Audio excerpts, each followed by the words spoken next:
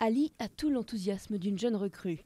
Endurante et intelligente, elle sait suivre une piste dans la brousse sur plusieurs kilomètres et attaquer ses ennemis.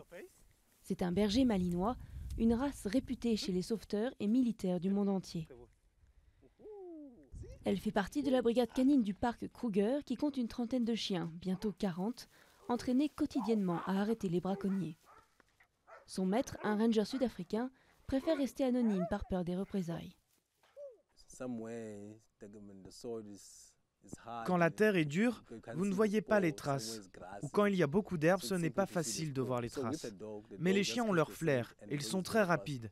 Dès que vous détachez la laisse, si les empreintes sont fraîches, ils partent très vite. C'est facile pour eux. Et quand les braconniers s'enfuient, le chien peut les poursuivre et en attraper un.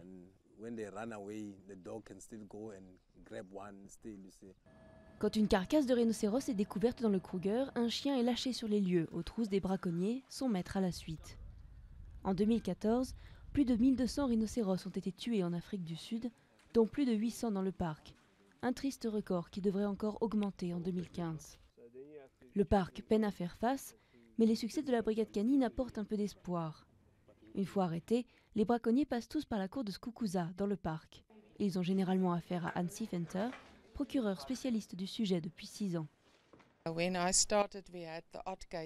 Quand j'ai commencé, c'était rare. C'était une exception à la règle d'avoir un cas de braconnage de rhinocéros. Aujourd'hui, ici, toutes les semaines, il y a de nouvelles arrestations, de nouvelles affaires. On n'arrête pas. Ça prend le dessus sur toute notre vie. Le parc Kruger se situe tout le long de la frontière du Mozambique et la plupart des accusés viennent de ce pays où plus de la moitié de la population vit sous le seuil de pauvreté. Des gangs puissants recrutent des braconniers pour alimenter le marché noir de la poudre de corne en Asie. Mais même quand ils sont arrêtés, les condamnations sont longues à obtenir.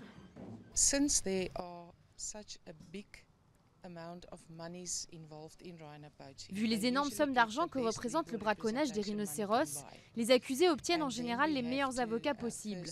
Il faut reporter l'audience jusqu'à ce que l'avocat soit disponible, et puis ils ont droit à une copie du rapport d'enquête.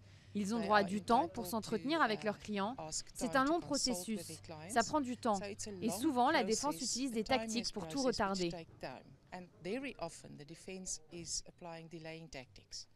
Ce jour-là, Elliot Manzini, père de 6 enfants, est condamné à 7 ans de prison ferme pour entrée illégale sur le territoire et possession d'armes à feu et de munitions.